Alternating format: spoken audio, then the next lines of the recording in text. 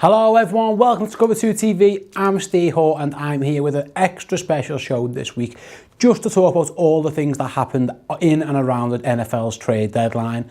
Often a quiet time of year, but for this year, for some reason, and we might speak about those as well, a lot of teams are active in the trade market and some big name players move clubs, other clubs decided to move on from said players, and some quite questionable decisions have been made, and also the Browns were the Browns, and we'll get to that as well. So yeah, but without further ado, let's get cracking. Obviously, the main story that came out over the week was that Jimmy Garoppolo, the Patriots backup quarterback, has been traded to the San Francisco 49ers for a second-round pick next year. Garoppolo's obviously going to go to San Francisco, become their franchise quarterback, and the Patriots get a second-round pick in return. And there's been some questions like, you know, why the Patriots have decided to do this now. I understand it. I think the main reason is basically they couldn't get a contract with Garoppolo. They were going to lose him for nothing anyway. Bill Belichick said that the situation wasn't sustainable, which I kind of get his point. And basically they've cashed in, and rather than losing him for nothing, and it looks like they're going to sign Brian Hoyer to be their backup. It also, if I'm honest, tells me that the Patriots don't think they can win a Super Bowl this year if Tom Brady goes down. Because why would you risk it? You know what I mean? Why would you risk that happening? So maybe either, or they think they're that good that Brian Hoyer can win them a quarterback, and I doubt that's the case. San Francisco give away a second round pick. It's going to be a high second round pick, obviously. So the Patriots are going to have two picks, probably in the late 20s, early 30s, depending on obviously how far they go this season. For them, I think maybe we're all slightly overrating the 2018 draft class, or we think it's better than what the GMs around the league think it's going to be. We all think it's going to be an unworldly draft class with the likes of Sam Darnold and Josh Allen, Josh Rosen coming out. Even, you know, the others, Lamar Jackson, Baker Mayfield, whoever comes out. Maybe it looks like GMs maybe think differently. Like I said, the Browns also tried to sign Ajayi McCarron, and we'll come to that later. So maybe those guys think that the class isn't as good as we think it's going to be.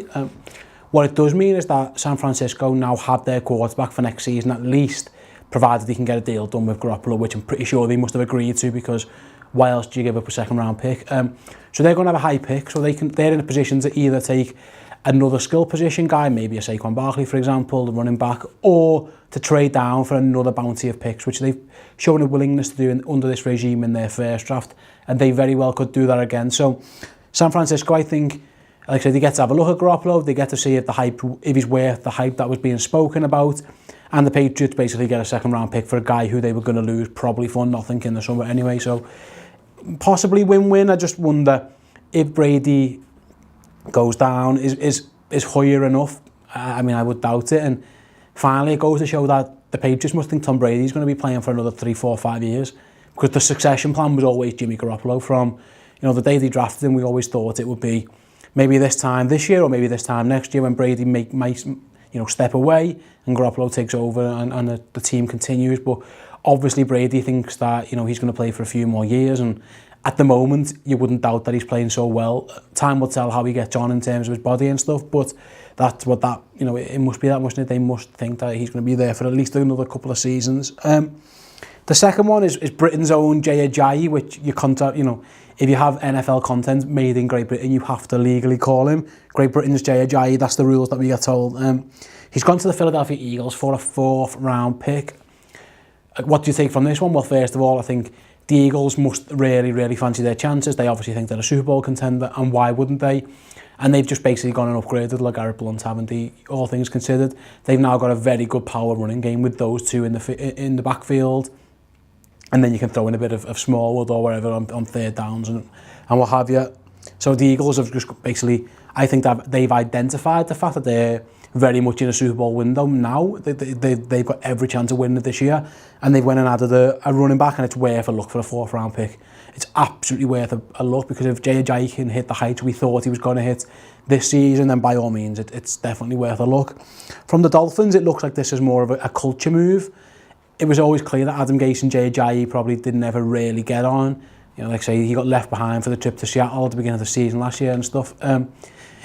Again, it looks like the Dolphins have decided that they're not that good. Unfortunately, you know, a 4th rounder, hopefully it turns into something great for Miami, but that's a low price. That isn't, you know, for the team who's technically in the playoff hunt still, albeit You know, they're not the greatest team in the world, as we all know. They've struggled to score. They've had little offense, maybe. It's just a case of cutting your losses and starting again. Maybe they thought he was a bad apple. That's all I can think of, because you've just cut one of your best players or traded away one of your best players for a 4th rounder. So I'm not too sure why Miami have done it, other than, you know, a culture / off the field issue. The next one we want to discuss is Kelvin Benjamin going to the Buffalo Bills for a 3rd and a 7th round pick. From a Bills point of view, I understand why they thought they needed wide receiver help, because desperately did. They are lacking in that area. I'm just not too sure why they chose Kelvin Benjamin, if I'm honest. He doesn't seem to suit Tyrod Taylor's skill set for me, in that Tyrod seems very reluctant to throw to guys who are covered. You know, he's not an anticipational thrower. He very much needs his guys to be open and see them be open and then throw it to them. Hence, that's why I don't rate him that highly, if I'm honest, but you can't argue with the results so far this season. But Kelvin Benjamin's not really a guy who gets open. He is very much a contested catch type of player. So, strange fit, but it was definitely a position of need. And they also, like I say, that GM and that coach know him well from their time in Carolina, so they've obviously seen something that they like. From a Panthers point of view, again, it seems odd in that the Panthers offense has hardly been firing, has it? And they're hardly blessed with wide receivers or pass catches in general, really. Their best pass catcher at the moment is Christian McCaffrey, the running back. So, you know, Benjamin does suit Cam Newton in that, you know, Cam isn't the most accurate passer. We know Benjamin can makes Cam's pass radius a bit bigger. You know, he can catch anything remotely around him, or in theory he should do. He's never really hit the heights that we thought he was going to hit when he come out, but if I'm honest, I don't really understand why Carolina have done this. It's not like they're getting great value for him, but maybe it's a scheme thing. Maybe they are trying to get away from the big-bodied receiver and go more towards maybe a dink and dunk offense. I'm not too sure, but it was an odd one when I saw that. It was a surprise on both ends, if I'm honest. I don't think the fit's particularly great, and I don't think the Panthers should have been letting him go, but I'm not a GM. And then finally, one of the more significant move that people probably are discussing is that Duane Brown, left tackle, is moving to Seattle. At first, Jeremy Lane was meant to be going the other way as part of the deal, but he failed his physical in Houston. So now Seattle get Brown and a 5th rounder, and they give away a 3rd rounder in 2018 and a 2nd rounder in 2019. So 2 pretty significant picks there, but this makes sense for Seattle 100%. You know, the offensive line has been a major Achilles heel for far too long. They've had average line play at best. Their best player is probably Britt, the centre, who is good, but he's hardly great. He's fine. He's a good player, but he's not great. Duane Brown has been a good left tackle in the league. Obviously, we haven't seen him play much this year, but he instantly goes in and he improves that offensive line in Seattle. You know, the likes of Joe Cullen and a Fedi, they just have not been getting the job done. Russell Wilson's been under too much pressure. There's been no running game whatsoever.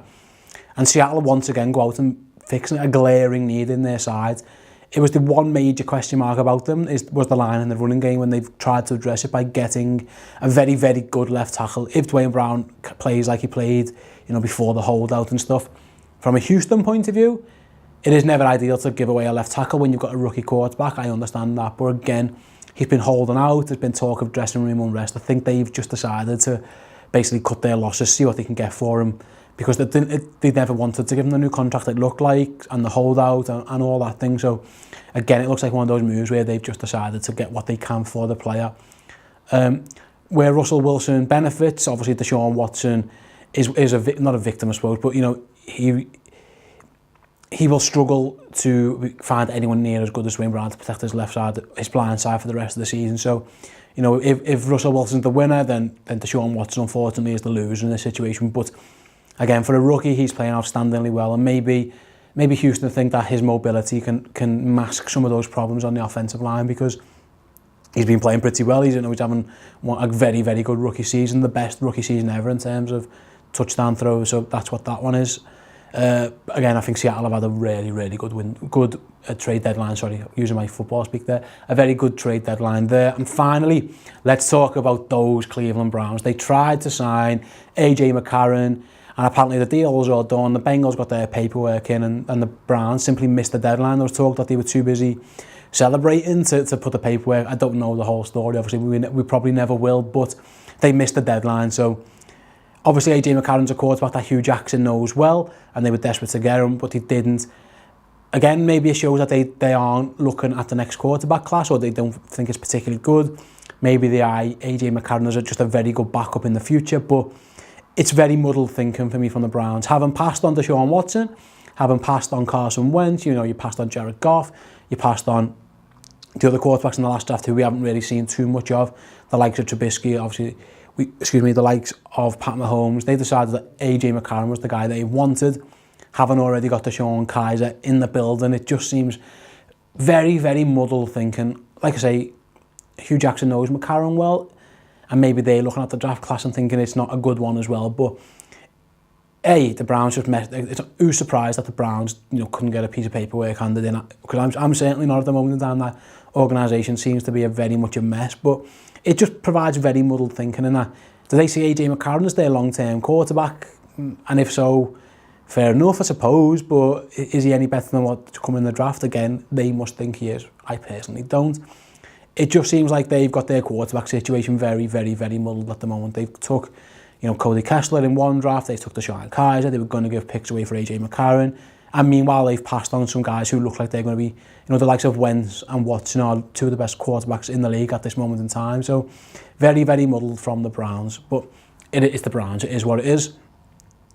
So yeah, that's pretty much our roundup, or my roundup, I should say, of the trade deadline, the comings and goings.